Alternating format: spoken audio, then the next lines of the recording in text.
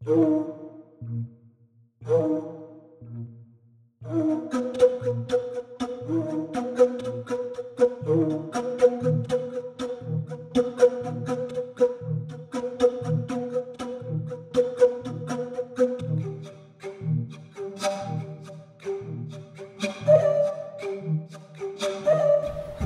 tulemast, armsad külmaväristajad ja kikimooride sõbrad. Mina olen Taki. Ja mina olen Heidi.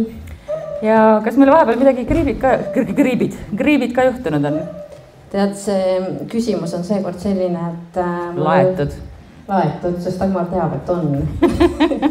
Ja juhtus niimoodi, et tulime meie siis juba tänase ürituse jaoks terveks nädalavahetuseks Pärnusse ja võtsime Airbnb endale, mis on Pärnu vanalinna, seda nimetatakse siin vanalinnaks, ma eeldan. Ja. Ja siis võiks ju arvata, mina läksin sinna sellise mõttega, et raudselt kummitab, kõik on nagu... Sest kõikjal kummitab meie jaoks, ka kohtades, kus kõik väidavad, et ei kummita. Aga naljakal kombel kõige hirmutavam asja leidsin ma siis, kui ma panin tööle selle korteri teleka.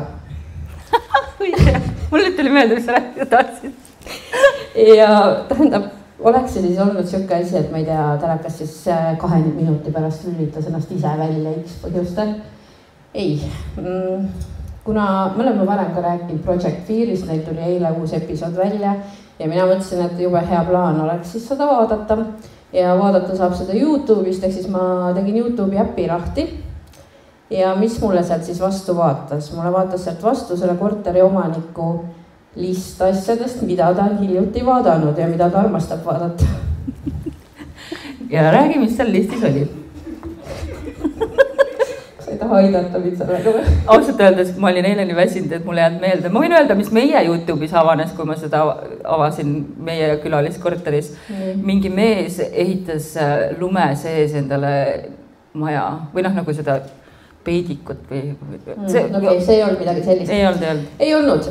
Esimene video oli pealkirjaga stiilis, kuidas teha naist õnnelikuks nii, et sa ennast ka hästi tunned. Mis on väga armas. Teine video oli stiilis, kuidas mitte olla kurb, kui sul parasjagu naist kõrval ei ole. No ja te ise saate mõttest aru, selles mõttes neid tuli sealt lõputult järjest ja mul hakkas sellest ennast lihtsalt nii kahju. Aga siis sa leidsid selle pooliku pudeli Monte Cristo veini? Siis ma avastasin, et vähemalt on tal veinikülmik. Aga seal veinikülmikus oli pool pudelit Monte Cristot. Monte Cristo, kui te ei tea, on jälk. Jälk, see on hullem kui see, mis see on see... Monostõrska, jah. Liis. Igal juhul kellelgi paraku on väga halvasti läinud vist viimasel ajal ja mul on südamest kahju, et on nii halvasti läinud. Aga see oli lihtsalt nii kommiline. Ausalt, see oli nii kommiline. Aga sa jätsid talle ühe hea pudeli veini asemele? Ei. See vähemalt teisi plaan. Ma tegelen homme sellega. Ja. Minul gripit ei olegi vist... olnud, seda ma olen rääkinud, kuidas ma tekitasin endal elutoas väikse põlengu, see oli ammu juba. Unedes ma viimasel ajal korraldan ajalookonverentse ja ei tee üldse midagi nagu huvitavat. Aga ma ei tea, läheme siis lugude juurde, et mis siin ikka. Ma väga loodan, et ma jõuan selle lisaloo lugeda, sest et... Ma väga loodan, et ma selle lisaloo panin sinna paberi peale sulle. Ja siis mul on telefonist.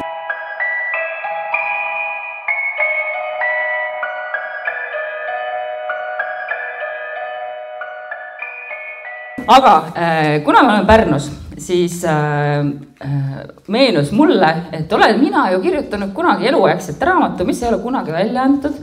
Nii et miks mitte siis teile see üks lookene, mis on Pärnuga seotud ette kanda siin tänasel helgel õhtul. Ühtlasi ma tahan öelda vahele seda, et on täiesti okei käia vahepeal endale jooke võtmas või mis iganes tualette te loodetavasti ka teate, kus on, nii et kui te väga siin teisi ei häiri, siis tehke, mis tahate. Põhimõtteliselt, ärge ära ainult minge väga varakult. Muidu ma olen 8. See on siiski vangla. See on siiski vangla, jaa. Aga me läheme aastasse 2014 ja 15. veebruar, 4 päeva pärast minu sünnipäeva. üks päev ühte teist sünnipäeva saab Häirekeskus mitu kõnet. Teatatakse Pärnu Liiva tänava ühiselamus hinge vaakuvast mehest, kes siis kolmanda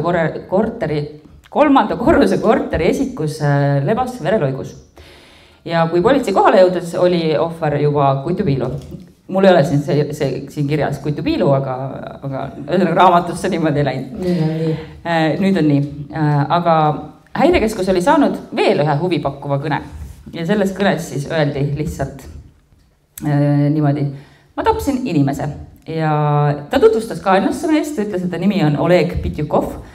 Ja ta andis teada oma asukoha, aga ta ei osanud täpsustada, kus siis mõrv aset leidis, sest ta ütles, kus tema on. Sa tahad öelda, et ta tegi kõne Häire telefonile? Jah, tere, mina olen Oleg Pitjukov, tapsin inimese. No, võib-olla talle oli ema öelnud, et kui midagi juhtub, helista alati politseisse. Ja kohale siis jõuti, avastati, et ühiselamus oli siis mees, kes oli surnud kaela löödud noahaava tagajärjel. Ja kõik see andis siis politseinikele piisavalt alust need otsad omavahel kokku viia. Ja Pitjukov leiti ühiselamu vastas asuvast korterelamust. Ja kui see purjus mees ennist siis telefonis kõlas nagu väga rahulikult, et siis selleks hetkeks, kui politsei kohale jõudis, oli ta väga hüsteeriline ja agressiivne. Ja läks vaja siis 4 politseiametnikku, kes siis ühisel jõupingutusel panid siis mehe käed raudu ja tema saapad olid seejuures verised.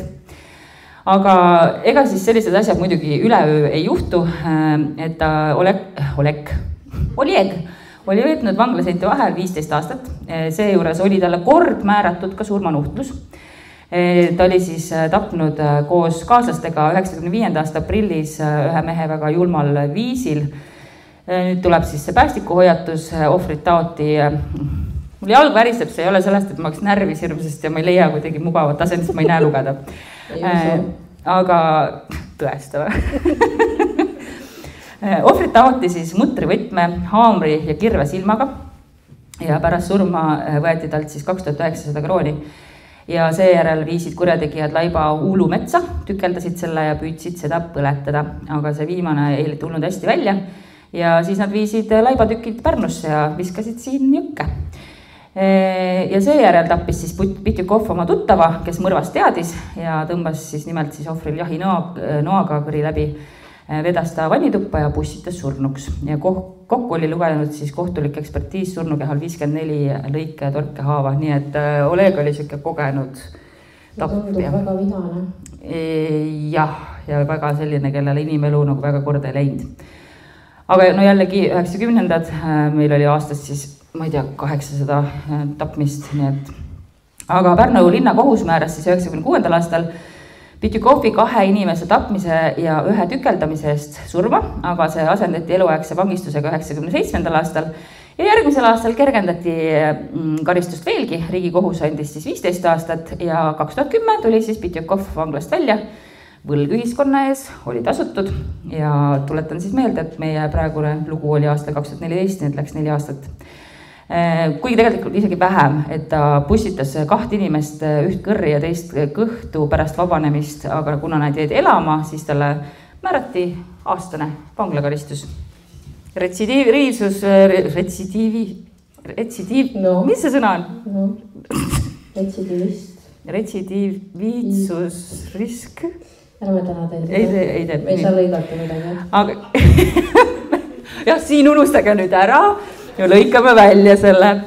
Aga lähme siis kohtuprotsessi juurde. Kohus algas novembris 2014. Tema väitis, et kuritööd tema ei mäleta ja üleüldse leiti mõrval relv hoopiski Olegi sõbra taskust ja seal oli kusjuures tunnistaja ka koha peal selle korteris selle mõrvaööl. Ta nägi, et ohver ja Pitjukov seisavad vastamisi ja seejuures oli siis Olegi käes juba nuga, aga löömise hetke ta ei näinud, sest et ta läks pissile.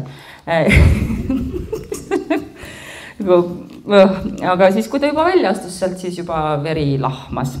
Ja prokurör Helga Adamsoo nimetas siis Olegi intelligentseks meheks. Ta oli õpetajatest vanemate laps, hea lastetoaga.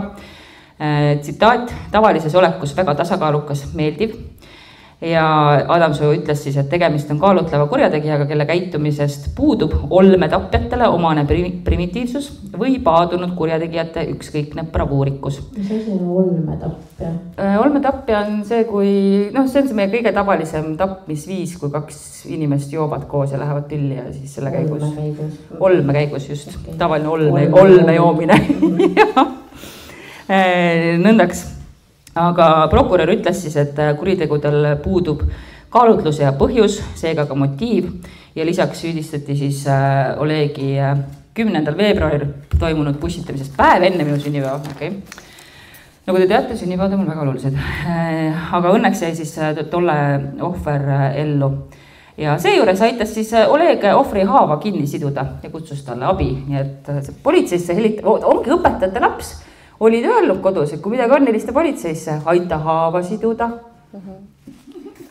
Aga kui surnud on, siis mina teise korterisse. Ja kohtus siis küsis Adamsoo, kui pikk peaks siis olema karistus sellisele inimesele nagu Pitjukov? Kas tuleb selline aeg, mil inimene saab oma teo raskusest aru ja paraneb? Mina ütlen, et ei olegi sellist aega. Sellised isikule nende tegude eest on ainuke asjakohane karistus eluaegne vangistus. Ja 7. jaanuari 2015 oli siis tol hetkel Oleg 37-aastane ja siis ta mõistetigi eluks ajaks vangi. Kohus leidis, et Pitjukov ei ole eluga vabaduses kohanenud, tarvitab regulaarselt alkoholi ja uimasteid ja on korduvalt toime pannud vägivaldseid tegusid.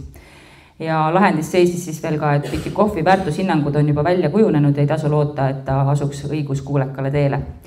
Ja karistuse kinnitas siis ringkonnakohus ja kassatsiooni kaebust menetlusele võetud. Nii et temast sai siis tol hetkel Eesti 41. eluaegne vang. Mul on ainult üks küsimus. Kas ta on praegu vangis? See ei ole sulle. Okay. See on kõigile nendele, kes saalis on. Dagmar on mitu korda rääkinud sellest, et tal on see raamat valmis. Ehk siis, mul on ainult üks küsimus. Kas selle võiks välja ka lõpuks anda või? Kas te teate, kui palju ma pean seda ümber kirjutama, sellepärast, et see valmis vist äkki 4 aastat tagasi ja selle aja jooksul on ju juhtunud see, et need raiped on hakanud välja saama ja ma pean hullult ümber kirjutama. Aga olgu, ma mõtlen selle peale. Mul on üks teine raamat. Kuidas? Las ChatGPT teeb. Leia palun siit kõik, kes on tegelikult väljas ja kirjuta ümber. Ei, väga hea. Ma siis tean, mul tegelikult üks külmakate raamat valmis, millele ma mõtlesin, kas ma teen hooandja või crowdfundingu või annan ise välja ja see on juba toimetatud isegi. Nii et võib-olla siis hoopis selle. No ma ei tea, midagi võiks tulla küll. Jah, ise nimetab pärast kirjanikuks. Jah. Sinu kord. Mis sa pakud meile?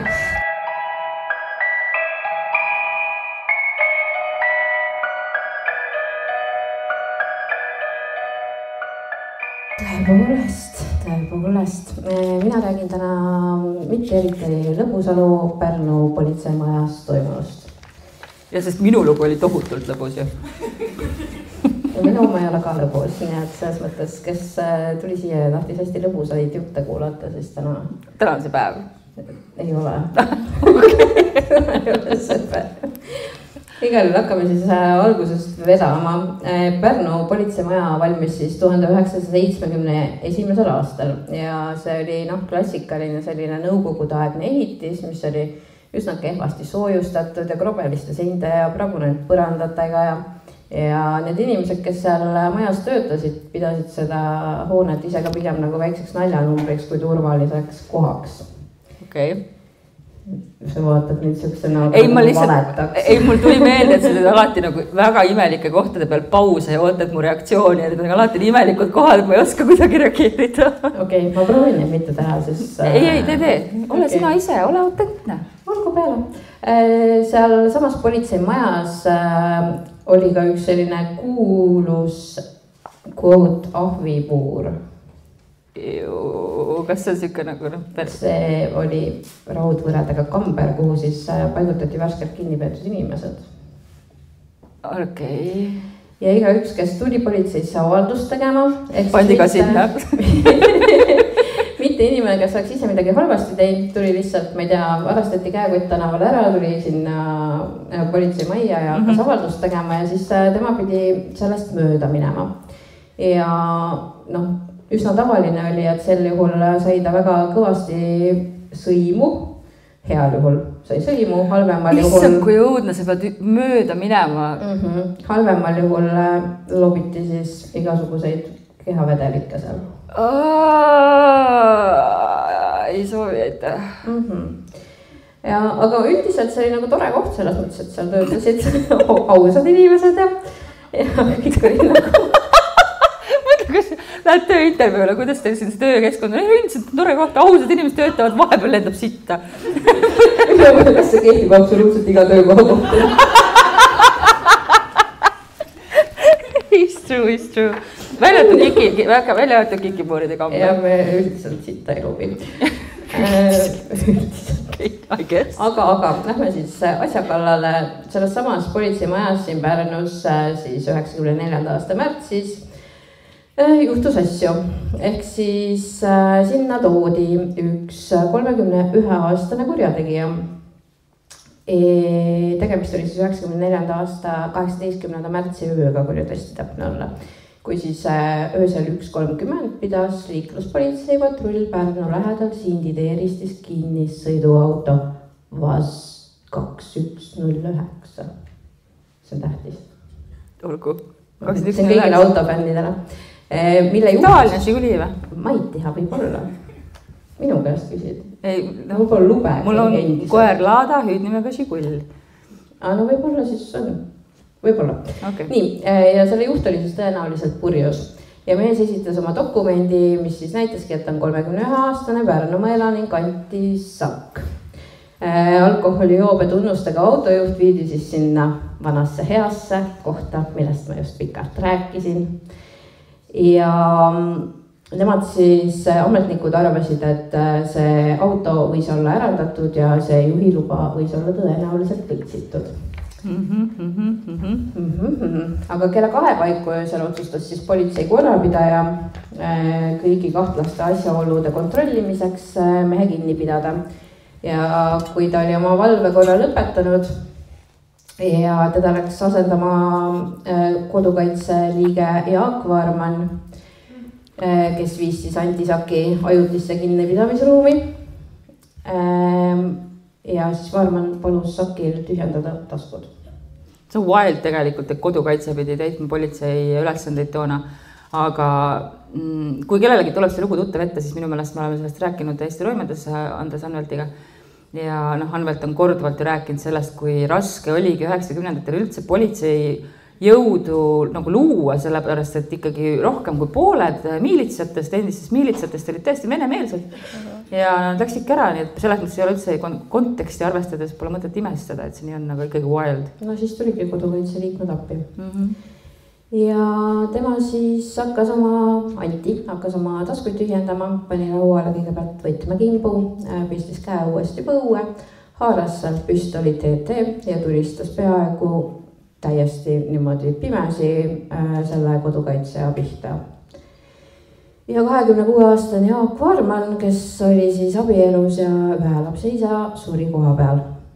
Seejärel tulistas mõrval siis mitu lasku politsei prefektuuri korrapidaja suunas. Tema oli oppas, kuulitada ei tabanud ja ta sai põgenema. Ja kokku leiti siis pärast Pärnu politseimajast sellest õudstust lobudikust, vist mitte eriti hea töötingimustega lobudikust, 9 padruni kesta. Ehk siis see tähendas seda, et kurjategija tulistas tühjaks kogu selle revolveri pidema. No tal oli ikka jah. Tal oli ka põhjust, kui me nüüd teada saame kohe enne. Ja tema oli siis aasta enne seda vabanenud Rummu teisest tsoonist, kus ta oli siis kandnud karistust seifi varguste eest. VAZ 2109, millega ta siis... 2109, Heidi. On või? Ma ei tea, 2109. Ei öeldud nii, öeldi ju 2109 või 21... Auto. Okei. Millega ta sõitis. Kontrolliti siis ja tuligi välja, et see oli ka Tallinnast varastatud ja mehe juhiluba oli siis tõepoolest ka võltsitud. Ja keskuurimisbüroo vanemuurija Urmas Krüüger ütles siis Päevalehele tollel ajal, et võib oletada, et tal oli põhjust tõsiselt karta politseiametnike põhjaliku huvi enda isiku vastu. Kas tõesti? Ja noh, ilmselge oli see, et Anti ei tahtnud kohe üldse seda, et keegi näeks, et tal see revolver üldse on ju. Ja ta pani palavai sellest politsei prefektuurist põgenema ja peatas siis Pärnu linnas eratakso, milleks oli siis tumesinine, pane nüüd tähele, seda ma oskan öelda. Tõesti. Toyota Carina. Ütleski välja. Mul on isegi numbrimärk. Ja. Tahad seda ka või? 148 ADV. Normaalselt ütles isegi, et ma olen hämmastunud. Ja sellega siis sõideti 30 mõne kilomeetri kaugusele Jänesselja bensiinijaama. Ja seal võttis siis taksojuht, kelleks oli 28-aastane Urmas, bensiinipagi kütust täis, sest et ilmselt soovis mõrval sõita kuhugi kaugemale. Aga siis mõtles Anti ümber. Ja Anti tulistas mitu korda seda taksojuhti ning juhuslikult oli sama bensiinijaama juures ka 34-aastane politseinik Alar Kasemaa, kellel oli parasjagu vaba päev. Ära riietas. Ja tal ei olnud mundrit, tal ei olnud relva. Tal ei olnud mitte midagi peale hea tuju selle üle, et tal on vaba päev. Ja hingel politseinik. Ilmselt.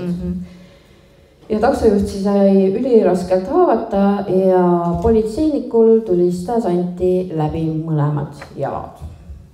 Mis ei ole eriti ilus asi, mida teha. Ja, aga ta jäi vähemalt ellu.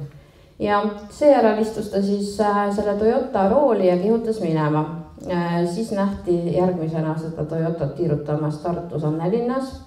Seal kõik viielised linnakodanikud kohe helistasid politseisse, aga nad ei hiljaks selle infoga. Sest et õige pea avastati see Toyota seismas Tartus Väike-Kaare tänaval ühe ühiselamu vastas ja kuljategija ise oli täiesti kadunud. Ja Tartu politsei võttis siis auto ja selle ümbruse järgimise alla. Aga nad siis veel arvasid, et äkki ta ikkagi on kuskil seal. Blokeerisid just ära seal mingisuguse korraliku maalapi, et liikumist nagu takistada ja et ta siis kätte saadaks. Ja siis nad mõtlesid ühel hetkel, et ei, et ta tõenäoliselt selle rööbitud auto juurde ikkagi enam tagasi ei tule. Ja siis hakkasid mõrvari otsingud pihta üsna suurelt territooriumil juba. Küll aga keegi neist ei teadnud, et Sakk oli selleks ajaks juba riigipiiri ületanud ja Venemaale plekku pannud. Ja jätkas seal lõbusalt oma kuritegevuslikku sükast vaibi. Seal ta elatus siis varastatud sõjavarustuse müügist ja esines, sa tead kellena? Mäletad? Tšetšeenina. Tema hakkas tšetšeeniks. Ei olnud enam Pärnumaa kutt, vaid oli Tšetšeen Kantajevina. Raudselt on rõhk vale koha peal, aga täiesti kindlalt. Aga ma isegi ei üritanud praegu. Siis 96. aastal jäi ta Novgorodis vahele kütusevargusega ja ta mõisteti vanglasse. Aga kohalikud miilitsad seal tundsid, et kuulge, et see küll mingi tšetšeen ei ole. Et see poiss nagu räägib veits siukse eestlase aktsendiga seda vene keelt. Ja ta anti välja, nii et aasta hiljem juunikuus anti ta siis pidurikult Narva sillal Eesti võimudele üle. Ja 98. aasta sügisel mõistis siis Pärnu linnakohus Anti Saki süüdi umbes täpselt 10 kuriteos. Mida tundub nagu tuugalt tegelikult. Samas ma isegi leiaks rohkem siin, ma arvan. No tõenäoliselt, jah. Nende hulka siis kuulusid tapmine, 2 tapmiskatset, vargused, röövid, dokumentide võltsimine ja relva ebaseaduslik omastamine. Ja karistuseks määrati talle eluaegne vangistus ja see oli siis tollel ajal esimene sellelaadne otsus Pärnus. Aha, Pärnus, okei. Ja Sakk ise tunnistas süüd ainult relva omamises ja juhilubade võltsimises. Tapmiste kohta ütles ta, tulistasin, aga tappa ei tahtnud. Whatever you need to tell yourself, I guess. No igal juhul 98. aastal arutas siis Tallinna ringkonnakohus asja uuesti kuna kuritegude ajal ehk 94. aastal sai esimese astme kohus määrata vaid surmanuhtluse või kuni 15 aastat vangistust, muudeti siis Saki eluaegne vangistus 15 aastaks. Ja nüüd tuleb mängu üks fantastiline jutumärkides, ma pean ütlema. Pestikastel. Mis asi? Tema pestikas. Räägid pestust. Tema pestikas, kelle pärast, ma siia vahel ütlen, et ma selle loo pärast pidin eile Pärnusse sõites oma mehele tegema pikema vestluse teemal Heidi ja ta endised kummalised suhted. Sa tead, et sa pead nüüd tegema ka siin selle pikema vestluse? Selles mõttes, ma ei hakka pikemalt rääkima. Okei, jõua kõigepealt selle osani. Ma olen tegelikult podcastis rääkinud sellest juba ka enne. Oled vist, jah. Ja, aga Anti Saki kõrval figureeris siis selline nimi nagu Romeo Kalda, kes on vist kõigile tuttav. Mitte isiklikult, ma loodan. Ma loodan ka, et mitte isiklikult. Ja nemad siis koos varastasid autosi ja varastasid siit Pärnu Arkist 1000 blankette ja pitsateid ja siis hakkas mustale turule ilmuma järsku massiliselt võltsitud dokumente. Ja Romeo siis ise mõisteti hiljem süüdi Lasnamäe politseikomissari Mart Laane tapmises ja tema siis sai 96. aastal esialgu surmanuhtluse selle eest, mis siis 97. aasta veebruaris asendati eluaegse vanglakaristusega. Ma ei mäleta, miks ma tast rääkida tahtsin, ausalt öeldes. Kellest? Kaldast. Ühesõnaga, Antist ma tahtsin sellepärast rääkida täna, et on Kaldaga seotud. Ja ta on Pärnuga seotud. Aga Kalda, ütleme nii, naised saavad aru võib-olla ei saa ka, võib-olla ma lihtsalt imelik. Aga mida sa ka kindlasti kui sa nagu ülepeaga älaarmund on ja sa oled armunud mehesse, kes on nagu intelligentne ja seisab inimõiguste eest ja eelkõige seisab ta Romeo Kalda inimõiguste eest. Ja see on ta südameasi. No sa pead toetama meest tema kirgedes. Inimese peab kirg olema. Ja ühesõnaga mul nagu tekkis ka väike kirg Romeo Kalda suhtes. Ehk siis, kui ma leian mingid lugusid, mis on kuidagi temaga seotud, siis ma alati tahan neid teie tuua. Aga see on relevantne ka ju selles mõttes, ma ei tea, kas teil on seal see epiloog või see kokkuvõte, aga põhjus, miks ta tegelikult ju nii vägivaldselt põgeneda tahtis, olidki need samad blanketid, juhiloa blanketid, mida nad Romeoga koos olid pännanud. Et tal oli ju pagass oli täis neid või mingi värk oli, vaata. Pagasnikusse ma ei jõudnud. Okay. Mul on mingi mälupilt kuskil. Mingis mõttes õnneks ja kahjuks pagasnikusse ma seni ei ole jõudnud. Nii, et see jääb nii. Aga Kalda osas ma olen kindel, et siin viibijate hulgas on hästi palju neid, kes vaatavad Roaldi uudsarja, mida ta teeb Tallinna vanglas, mis on absoluutselt täiesti pagana fantastiline kunstiteos ja rõõm oli näha Romeot seal. Ja tema on ikka veel kinni, nii et tema peab tükkima ümber ei pea kirjutama. Ja rõõm oli näha, kuidas ta teeb midagi meie hingele. Mis ta teeb?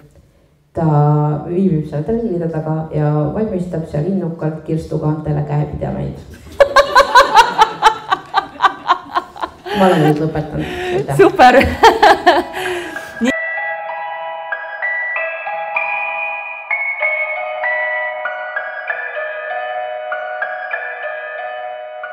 Nii, aga lähme siis nüüd traditsiooniliselt meie laividel on ikkagi niimoodi, et me teeme 2 oma lugu ja siis me lähme teie lugude juurde või siis kuulajakirjade juurde, mida siis meie jaoks sel korral valis välja meie armas Nunnu Pallis ette.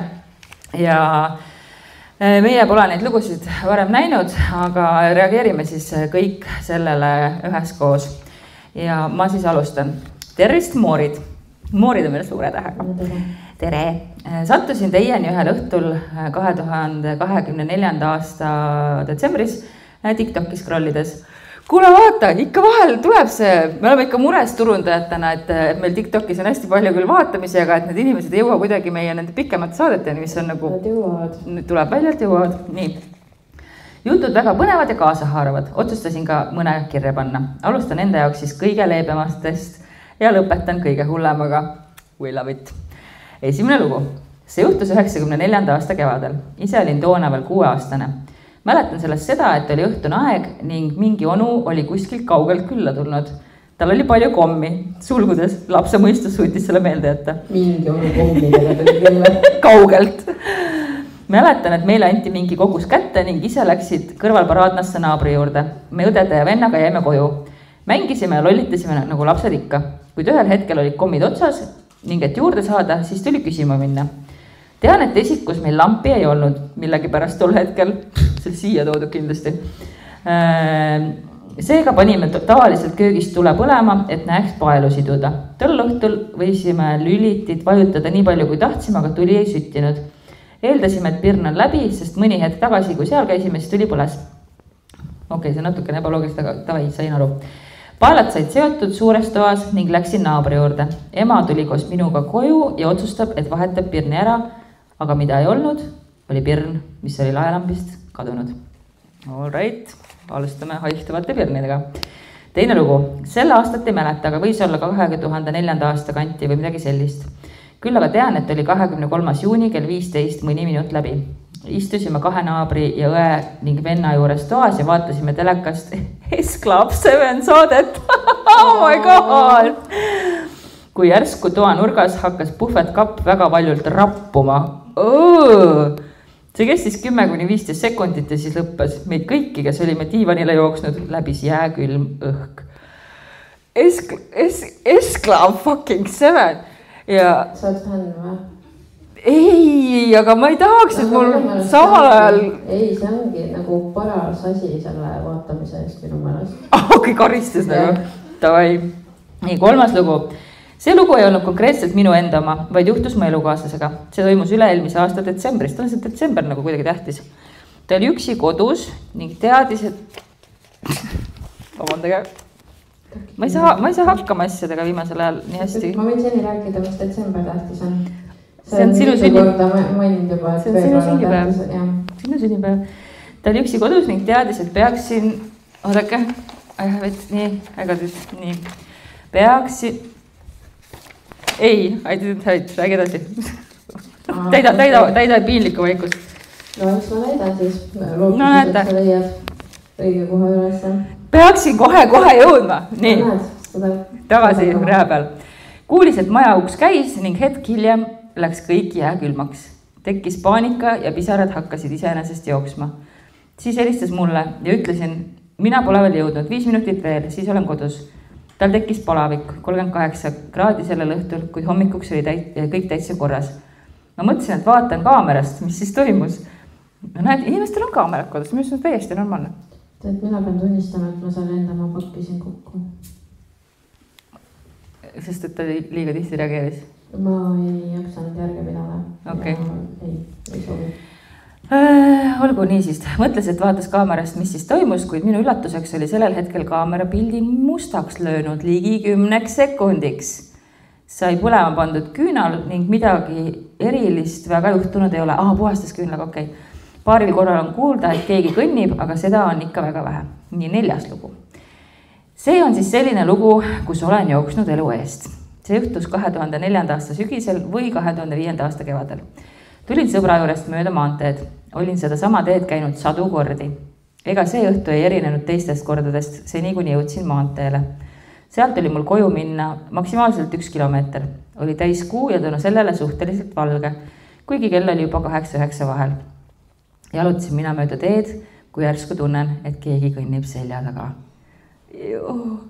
Mitte väga lähedal, aga kõik teavad seda tunnet, kui saab aru, et keegi jälgib. Vaatasin selja taha, aga seal ei olnud kedagi. Mõtlesin, et kujutan ette, kuid hetk hiljem oli tunne, et keegi on veel lähemal. Taha vaadates tõdesin, et tee oli tühi ja seal on ainult mina. Jõudsin kuskile 400 meetri kaugusele kodus, kui tundsin, et keegi on kohe täpselt selja taha. Ta vaadates oli aga loomulikult tühjus. Olin just keeranud pea liikumissuunda tagasi, kui tundsin... Kui tundsin, oh my god, mul on siuke tibudagi, kohe. Kui tundsin, kuidas keegi võttis mul vasakust õlast kinni ja pigistas seda. Kui üle õla vaatasin, siis avastasin, et kedagi ei ole seal ja jooksin nii kiiresti, kui jalad võtsin. Mul täiesti siukse külmamarjad praegu. Olin täiesti hirmus kokku vajumas, kui koju jõudsin ning sellest jutustades keegi loomulikult ei uskunud. See tunne, kuidas kinni võeti ja pigistati, see oli nii reaalne. sellised siis minu lood, tervitades Martin Hõivärviga. Oota, pisarad jooksid enne ju. Sa mõtled, meestel ei ole meil pisarakanaleid või? Vastupidi, see on väga positiivne, et mehel pisarad jooksid. Tavaliselt ju kipuvad varjama, tema niimoodi ilusti kirjutab, et tal pisara poole. Kuule ära nüüd siin taas loo patriarhaatlikke müüte. Ei püüagi. Sinu kord.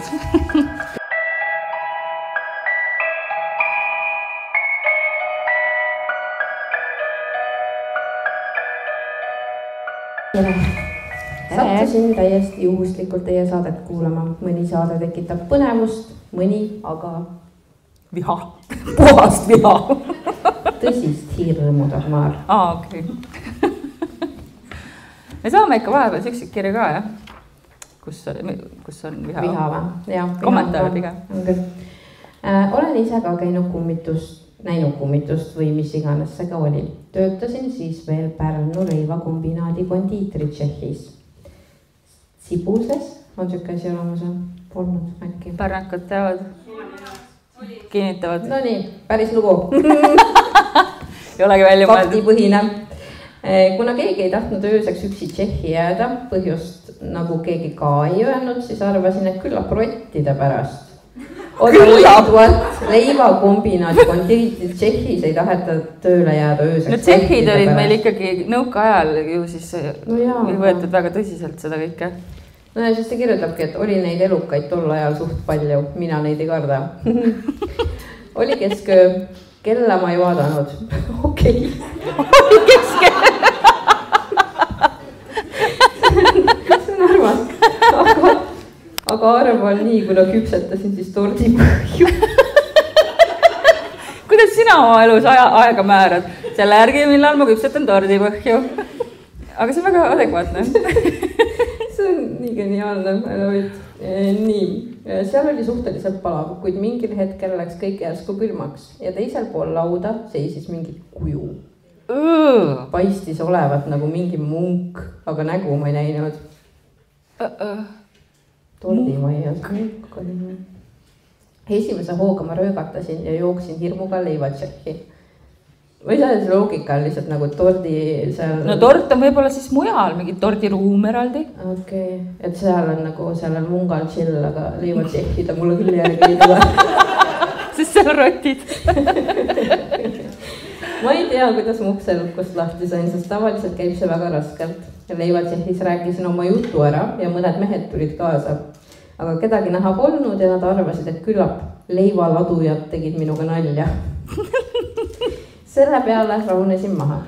Järgmisel ööl kõik kordus, aga seekord ma ei jooksnud ära, vaid tervitasin teda ja küsisin, et kuidas läheb. Oota, järgmisel ööl kõik kordus? Jah. No, ja siis järgmiseks ööks ta oli nagu mingi tore taas näha? Ta jõudis seedida olukorda, vaata. Okei. Ma arvan. No. Loomulikult mingit vastust ei tulnud, aga ta liikus koos minuga teisel pool lauda. Üle laua siis ma saan aru. Issand jumal, millised töötingimused?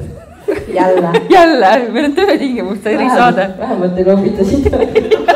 Sa pole veel lõpuni jõudnud. Leivatšehhis. Nii, kusjuures seda kurba munka nägid ka minu vanemad. Kutsusin isa appi, kuna külmiku mootor tegi imelikku häält ja ema aitas tordipõhju teha. Kõigile, kellele ma enne ütlesin, et täna tulevad väga tõsised lood siis. Nii, kuna parasjagu oli suurem tellimus, ema jäid sellepärast abis, mitte sellepärast, et ise viitsinud. Mingil ajal tuli isa täiesti lumivalge näoga külmiku juurest ja ütles, et temale nüüd aitab ja tema läheb koju. See on see asi, mida isad ütlevad. Küsisin, et miks? Mis viga on? Isa näitas siis munga poole ja ütles. Nüüdseks ta lihtsalt chillib seal. Aga täna on perekonnaga tutvumise õhtu, okei. Ühesõnaga, isa quote. Temaga pole sugugi lõbus tööd teha, kui selja taga seisab ja kuklasse hingab. Oh my God. Ütlesin küll, et ta ei tee midagi ja on teine selline suhteliselt rahulik, aga vanemad ei uskunud, sest neil oli väga halb olla. Võtad chillid, see kõigest mõjukad. Tahan mugasin igale küll ta ei tee mitte midagi. Ja isa ikka valvab nagu. Nii, hiljem, kui ma töötasin juba teises kohas, siis kuulsin, et peale minu lahkumist hakkasid seal asjad lendama. Asi läks seal vist päris hulluks ära. Isa uuris, et see koht, kus asus kondiitri Tšehh, oli ehitatud otse katkusurnute haudade peale. And there we go. Aga näha oli ainult üksikud munka. Teine juhtum oli aastaid hiljem. Elasin siis Viljandis Männimäel üürikorteris number 13. Jep. Aha, tubli. Keegi ei jäänud sinna kauaks pidama, aga sellest saime alles hiljem teada. Ega alguses nagu polnudki midagi viga. 2-toaline korter 5. korrusel on päris normaalne kodu. Lubage vastu vaiest. Ja, ei 5. korrusel ei ole päris normaalne. Eriti kui sul ei ole lifti ja sa elad nii kõrge kui Heidis. Ei ole. On see 5, jah? See on 5, jah. Kohutavalt kõrge. See on jube. Jube. Ei soovita. Teises toas aga ei suutnud keegi magada. Kui mina seal magasin, oli rahulik ja ei midagi hirmsat. Mees ei saanud seal üldse magada, kuid põhjust ei öelnud. Mingil ajal hakkasin vaatama, et kapi uksed lähevad ise lahti ja ka kinni. Anni toas läheb külmaks, kui olen vannist välja tulnud. Ventilatsioon seal puudus. Pervo kummitus. Ühe korra ütlesin pool naljaga, et hei, mina olen siin ja sina ei vaata mind, kui ma ennast kuivatan. No näed, mul oli õigus. Seejärel läks ruum taas soojaks. Ühel päeval, kui abikaasa tuli metsast koju, oli suht purjus. Mis ta seal metsas tegi? Ilmselgelt oli purjus. Ilmselgelt oli purjus. Sest ta tuli lauluga trepist üles. Issand, kui tore! Siis ma palusin jutumärkidest teda, mitte siis meest, et ta aitaks mehe kiiresti magama saada, et too ei hakkaks mul siin pikalt jaurama. See on geniaalne. Mees tuli koju, võttis riided seljast ja läks kööki suitsu tegema. Mis seal juhtus, ei tea ma siiani, aga mingil hetkel tuli mees lubivalge näoga köögist välja, ei lausunud mulle ühtegi sõna, vaid heitis magama. Sellel kirja autoril on täiesti hämmastavad võimed. Tema kuidagi matchib nagu selle maailmaga hästi. Ja. Mis veel parem, tõmbas isegi teki üle pea. Läksin kööki siis vaatama, et mis juhtus ja ei näinud midagi erilist. Ainult, et suits põles tuhatoosis ja ta ei jäta kunagi suitsu suitsema. Midagi seal juhtus. Kustutasin selle ise ära ja siis ütlesin kõvasti. Aitäh sulle. Ai. Siis aga kuulsin sõnu. Ma nägin neid sõnu juba. Okay. This is not good. Okay. Selle teene eest pead sa tasuma. Ütlesin vastu, et see polnud mingi teene, vaid palve ja ma pole sinuga mingit lepet teinud. Vot niimoodi tulevad kehtestada, õige. Ega tee ka. See läheb veel edasi. Me lepime nüüd hoopis kokku. Et nii kaua, kuni mina siin elan, hoiad sina tahaplaanile ja ei tee minule ega mu lastele liiga. Kui tahad meest kiusata, lase käia. Vaata, niimoodi tuleb suhtes piire kehtestada. Täiesti õpiku näide, igas suhtes õpiku näide, jah. Ja nii jäigi. Kui me sealt ära kolisime, siis ütlesin, et nüüd võid edasi jaurata. Aga vastu oli kuulda ainult naeru, sest see miski tuli meiega uude kohta kaasa. Kes see naerab viimasena, naerab paremini. Uues kohas ta imelikul kombel kaitses mind ja mu lapsi mehe eest, kes ei saanudki viinakuradist lahti. Kui aga meie teed lahku läksid ja mina vanemate juurde koju kolisin, siis tema kaasa ei tulnud. Kui olin aastaid proovinud mehe käest uurida, et mis tolles köögis juhtus, siis vaatas ta imeliku näoga mulle otsa ja ütles, nägin vanakuradit ennast ja see on minuga koos edasi. Oh no! Nüüdseks on laste isa surnud. Ma ei tea, kui hirmsad need lood on. Päris hirmsad on. Päris hirmsad on ja mul on niisugused külmakad. What the actual? Jäägu ma siis mustaks kassiks. Kodus on mul ka 2 musta kassi. Aitäh, must kass. Aitäh, must kass ja saada meile kindlasti kassi pilte. What? Täiesti haiged lood. Crazy. Nii, ma vaatan korra meile seda kava. Meil on täpselt aega teha see boonus ära. Kas te soovite, et ma teen selle boonus? Super!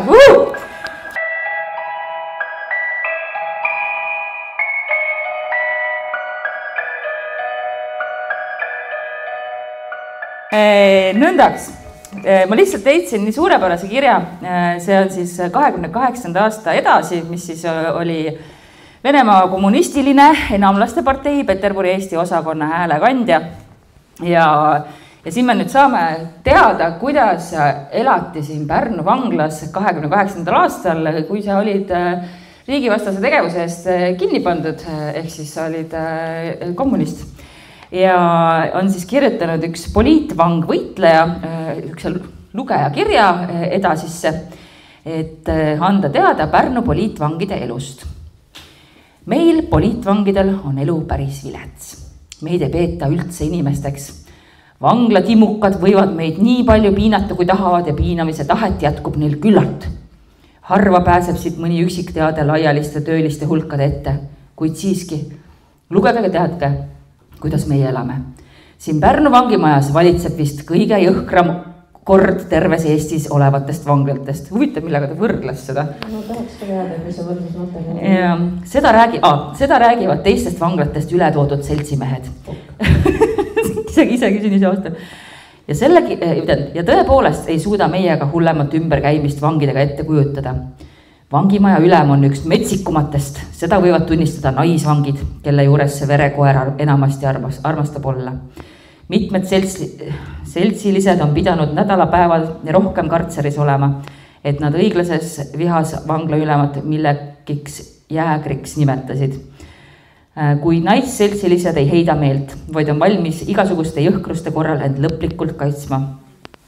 Eriti agar on vangimaja ülema abi tint jõhkruste peale. Ta püüab kõiki teisi ametivendi üle lüüa. Talle on õhutuseks vist ka see, et vangla ülemale hundile suvel riigivanema poolt auraha anti hea teenistuse ja tubli korrahoidmise eest. Nimetatud tint tarvitab vangidega rääkides rohkem kuradisi ja sõimunimesid kui muid sõnu. Iga vaikese nõudmise puhul vangide poolt ähvardab tint kartseri mädanema panna nii, et pehmeks lähete. Panen mädanema, kui pehmeks lähete. Väga huvitav. Kõlab kurjalt, ja seda T-särgile ei pane.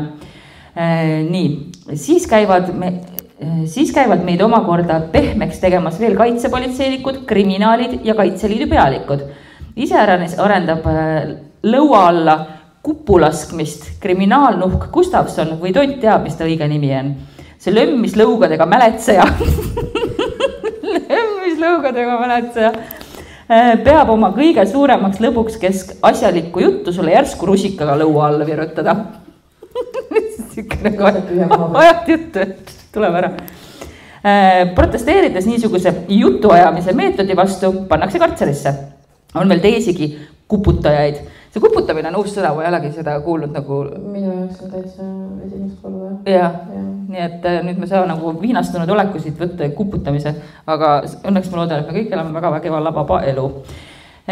Niisiis, aga söögi juurde jõuame. Söök on meil õieti solk.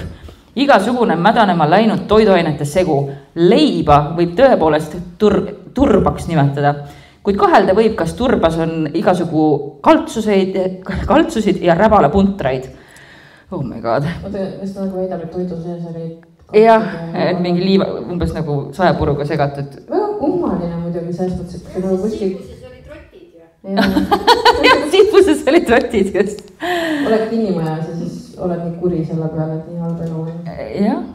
Igatahas võib kindel olla, et seadki seda leiba ei söö. Ajalehti antakse meile 2 ja rohkem nädala vanuseid, neistki on suurem osa kirjatükke välja lõigatud.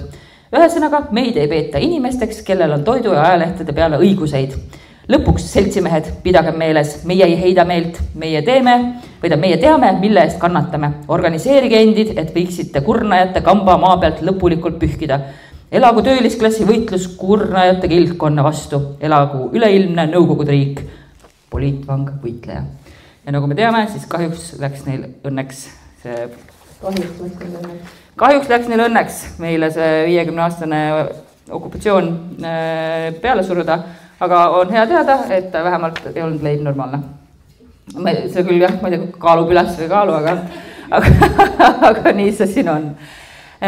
Kas me teeme praegu loosimise? Teeme pärast. Hoiame veel pinget, aga siis me lõpetame praegu siin filmimise ära, lõpetame ametlikult Kikimooride Pärnu vangla laivi. Suur aitäh Pärnu vangla imelistele tüdrukutele, Kristinile ja Pilleriinile, kes aitasid sellel kõigel siin üldse teoks saada. Ja aitäh kõigile, kes te kohale tulite ja aitäh teile, kes te meid kuulete, vaatate tagantjärele.